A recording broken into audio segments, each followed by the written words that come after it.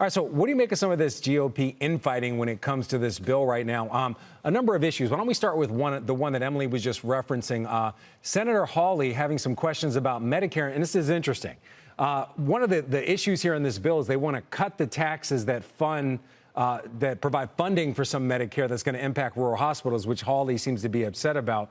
What do you make of kind of this butting heads over what taxes to basically cut in this case? Everybody wants to extend, at least on the GOP side, the Trump tax cuts, but some other taxes seem to be in contention. Yeah, you have this, the real, kind of populist wing, of the Republican Party, which isn't that interested in debt and deficits, has a lot of constituents who are on Medicaid, and has really departed from sort of the traditional GOP, view that we need to have entitlement reform. I mean, they would probably like to spend more money on Medicare and Medicaid, and Josh Hawley is part of that, so that doesn't surprise me. At the end of the day, though, I think really most of these senators who are expressing complaints, whether it's about debt, whether it's about Medicaid, are going to get on board, almost to an exception.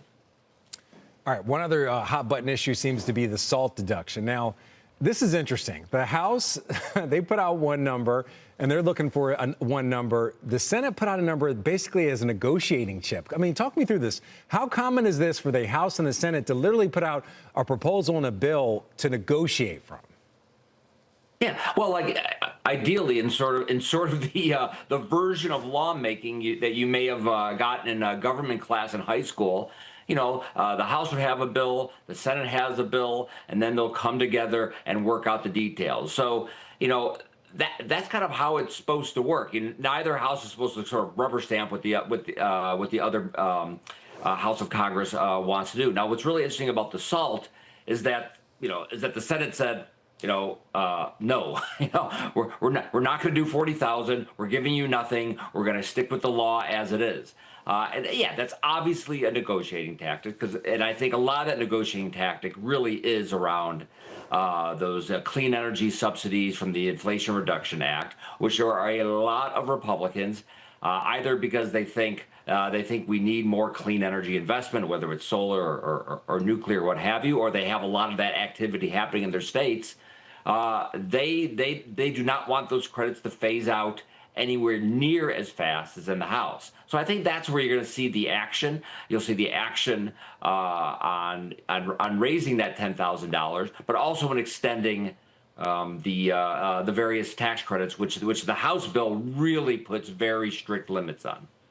One other question we have to talk to you about, Jimmy, is the news of this morning. The president returning back to the U.S., leaving the G7 summit early.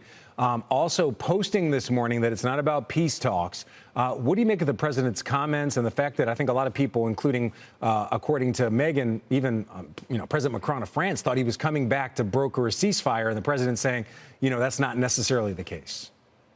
Right. I think in these situations where you have the president making sort of moves and there's truth social media posts, is kind of revert to the baseline. And sort of my baseline with President Trump is that he ran as a deal maker, not a war maker, been very reluctant to use military force. I think the idea of getting the U.S.